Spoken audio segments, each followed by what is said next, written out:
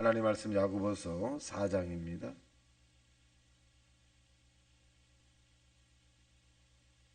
자, 4장 우리 합독합니다. 시작. 너희 중에 싸움이 어디로부터 다툼이 어디로부터 나느냐? 너희 지체 중에서 싸우는 정욕으로부터 나는 것이 아니냐?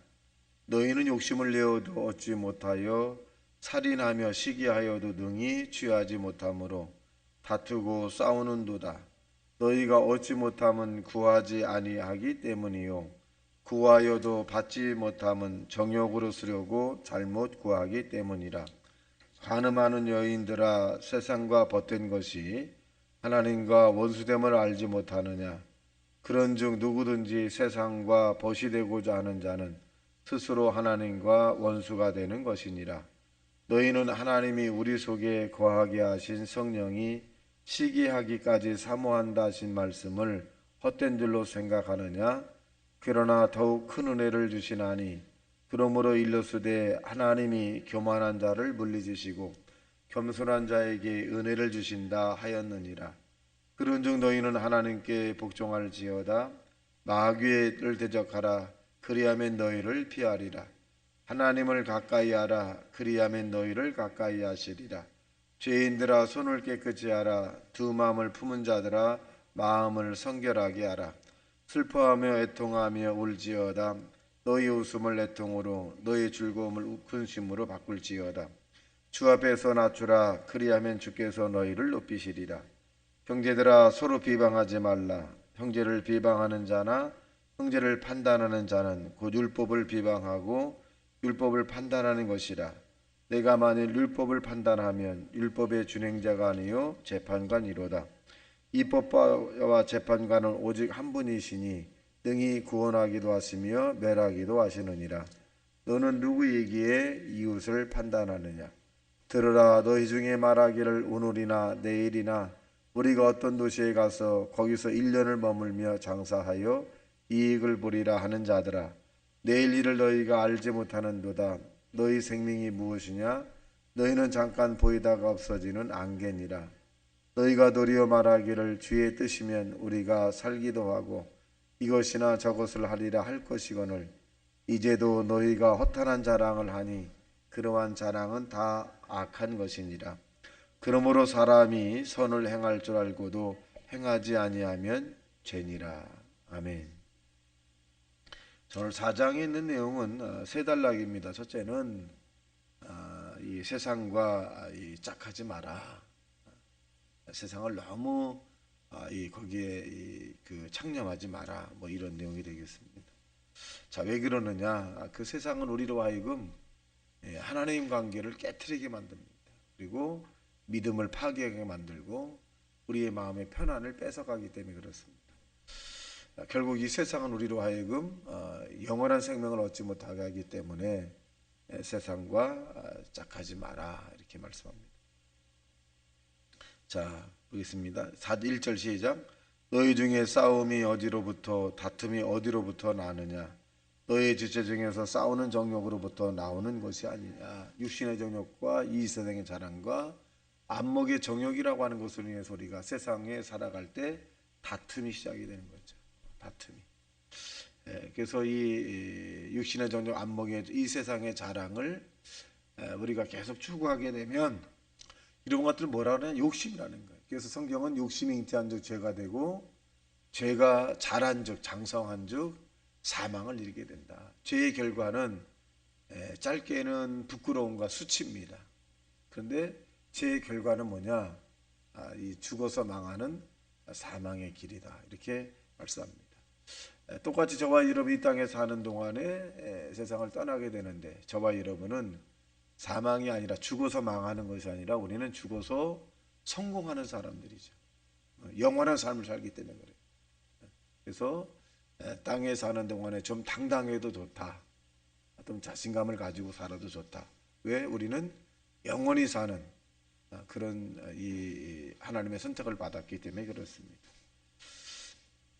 자, 또 보겠습니다. 5절 시작. 너희는 하나님이 우리 속에 거하게 하신 성령이 시기하기까지 사모한다는 말씀을 헛된 줄로 생각하느냐? 그러니까 우리 안에 성령이 있다는 사실, 하나님이 우리에게 임재하고 있다는 사실을 늘 기억하라는 것입니다. 혼자가 아니라는 사실입니다. 자, 그래서 8절 시작.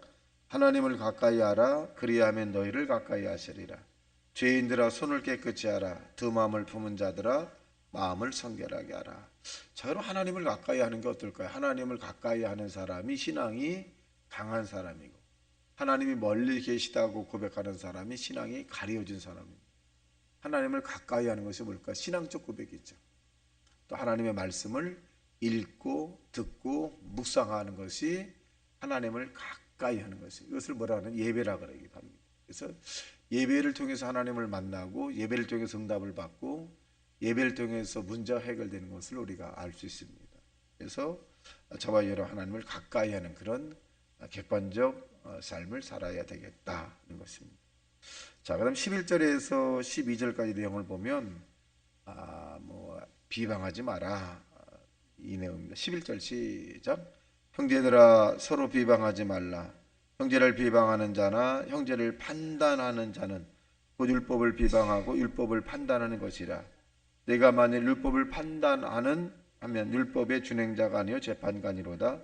입법과 재판관은 오직 하나님이시니 능히 구원하기도 하시며 멸하기도 하시나니 너는 누구에게 이웃을 판단하느냐. 우린 재판관이 아니라는 거죠.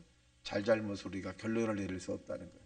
우리가 볼 때는 형편없는 것 같지만 하나님이 볼 때는 맞는 경우가 있어요. 우리가 볼 때는 또 맞는 것 같은데 하나님 편에 볼 때 틀린 경우가 있습니다. 그래서 우리의 주관적 객관적이라 할지라도 하나님이 주관하는 거고, 엑스사이즈 되게 보면 살인자가 있는데 이 살인자가 우리가 볼 때는 대단히 극악무도한 사람이죠. 지옥과에 마땅할 사람이. 그런데 그가 예수 믿고 회개를 했어요. 근데 우리가 볼 때는 불합리하죠. 그런 사람은 당연히 죄를 받고 당연히 지옥 가야 되는데 그 사람을 열어 죽이고 이 예수 믿어서 천국 간다고 한다면 좀 억울한 면도 있잖아요. 억울한. 우리는 그렇게 안 살았는데.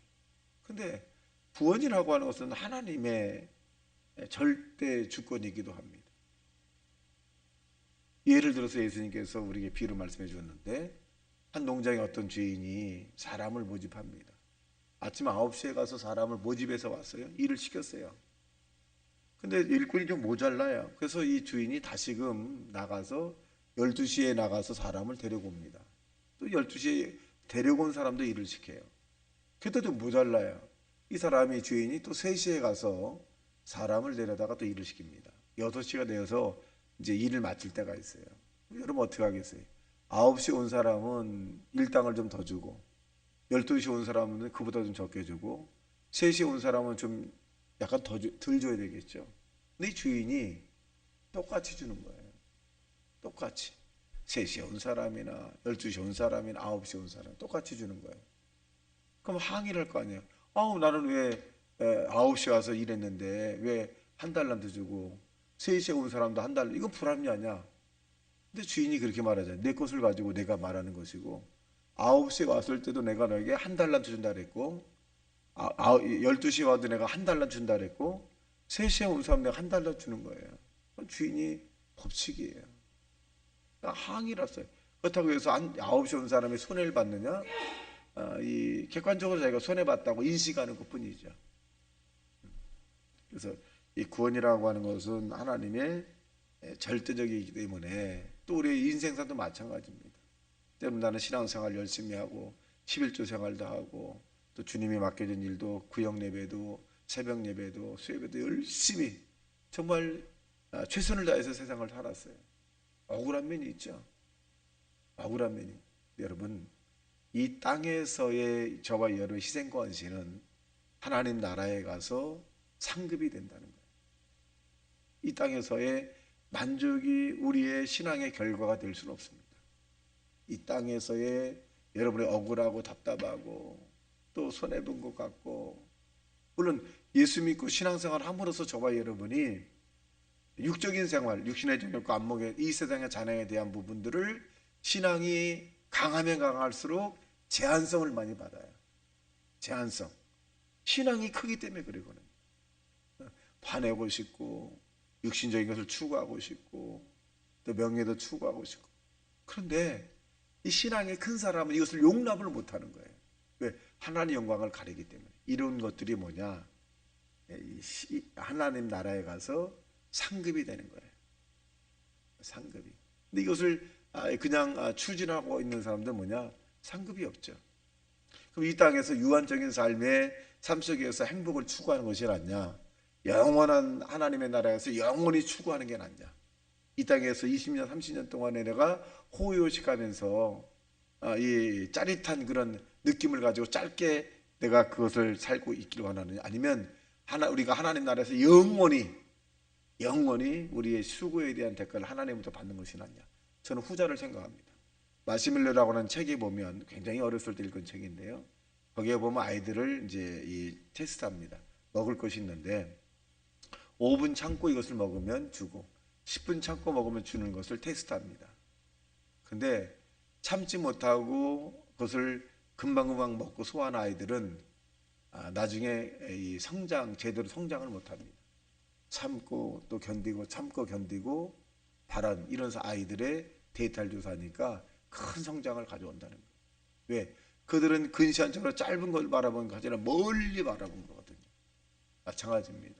저와 여러분이 달콤한 이 세상에 육신의 정욕과 안목의 정욕과 이생의 자랑을 따라 사는 것이 아니라 참고 또 견딘다면 여러분 그 보상은 예수님께서 저와 여러분에게 상급으로 갚아준다는 사실로 믿게 되기를 예수님이 축원합니다. 그래서 우리가 비방하지 말자. 또 자기 자신을 탓하지 말고 그 신앙을 계속 유지하다가 주님의 큰 축복을 받는 저와 여러분 되시길 주님의 이름으로 축원합니다. 자, 보겠습니다. 또 43절 시작. 들으라 너희 중에 말하기를 오늘이나 내일이나 우리가 어떤 도시에 가서 거기서 1년을 머물며 장사하여 이익을 보리라 하는 자들아. 그러니까 내일 일을 자랑하지 말라는 거예요. 자, 14절 시작. 내일 일을 너희가 알지 못하는도다. 너희 생명이 무엇이냐? 너희는 잠깐 보이다가 없어지는 안개니라. 여러분 안개 아침에 보면 안개가 작게 깔리잖아. 아이고 이거 안개 언제 걷을까? 해가 딱 뜨면 순간 싹 사라집니다. 우리 생명도 영원히 살 것 같고 10년, 20년, 30년 거뜬히 살 것 같지만 하나님이 오라 하면 다 오라 하면 올라가는 것입니다. 이런 큰 부자가 농사가 잘 돼서 창고를 지라고 명을 합니다. 얼마나 큰 창고를 질까요? 그래서 그 창고에 농사가 잘 된 것을 다 거기다 채우라는 거예요. 하나님이 그 밤에 이 부자에게 나타나서 내가 오늘 밤 내 영혼을 데려가면 그 남은 것이 네 것이 되겠느냐.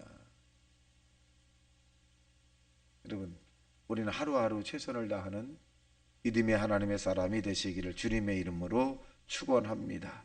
17절 시작. 그러므로 사람이 선을 행할 줄 알고도 행하지 아니하면 죄니라. 그럼 최고의 선이 뭐냐?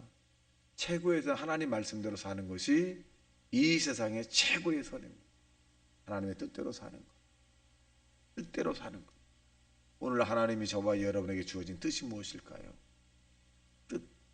이 뜻을 오늘도 큐티라고 하는 콰이어 타임을 통해서 여러분이 찾고 실천하는 저와 여러분 되시기를 주님의 이름으로 축원합니다.